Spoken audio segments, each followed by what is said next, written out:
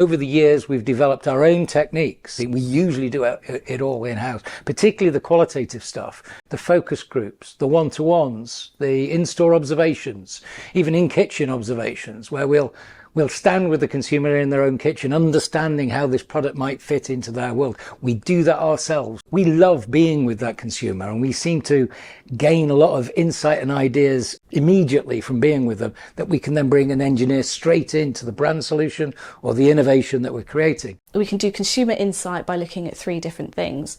So firstly, we can co-explore with the consumer. So we can bring the consumer an initial concept or an initial idea and understand exactly what they think of the concept. Secondly, we can co-create that concept or that idea or that proposition or that brand strategy collaboratively with our consumer. Or thirdly, we can co-validate with our consumer. So we can bring storyboards that are about to be executed. We can bring propositions that are very near to being finalised. So we do consumer research for many different objectives for our clients.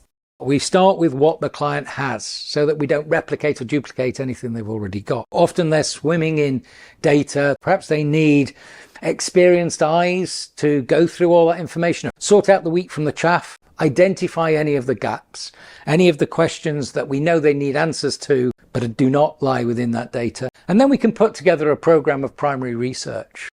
That might require qualitative research, where we're asking the big questions about motivations and why do the people do this, why do they get the feelings behind it. Qualitative data really gets to the nub of the so what. It's not all about numbers, it's not all about percentages. We really gain people's opinions and insights and behaviours and motivations. The way that we do this is either by getting people into groups, in person or over Zoom, or one-to-one. Or it might be quant work, which is where people answer a series of yes-no questions or answer a series of closed questions that you can get big data behind it. Usually it's a combination of those two that comes together. Add to that a flavouring of desk research, competitive analysis, and usually what that enables us to do is come up with some real, true, rich hypotheses, which then can go back to consumers for testing to see if the conclusions that we're all coming to are heading in the right direction. Firstly, we have to decide who we want to meet. We do a recruitment specification, and then we talk to our recruitment agents, and they will make sure that we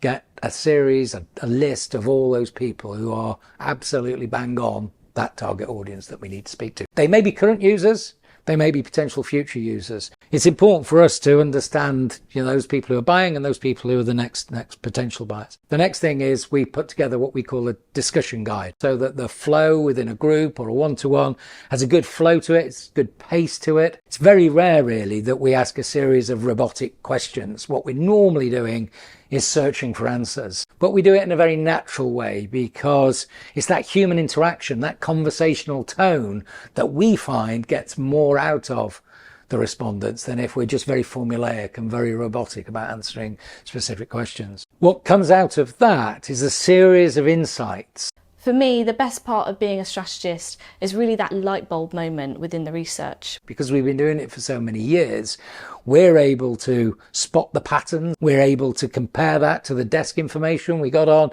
early on in the process. We give our clients quality insight that they can use to drive the decisions they need to make on behalf of the brand.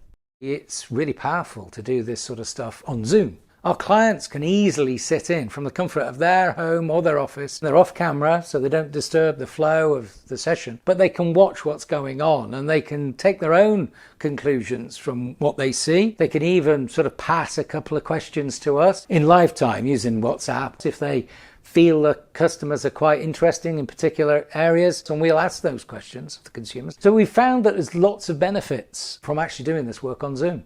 At the end of every consumer research project, there is a debrief workshop, which is for the first hour of that, we are downloading our findings, our conclusions. And have a kind of conclusive document, which has the findings from the consumers, but also our analysis. And that's the first hour of that debrief. And then the second couple of hours is to actually sit with the client and go through it again and try and tease out of what information we have there that's going to be the most useful, either to ask an immediate question they have, usually the question that was in the brief, or very often it answers a whole heap of other questions that they have around the brand or the products they're dealing with. And so this second couple of hours within that debrief is a really interesting and useful moment to pick out all that sort of information. They're then left with all the knowledge that comes out of that workshop, but they're also, the debrief is a physical document that they take away and they can use that to power their thinking going on from there.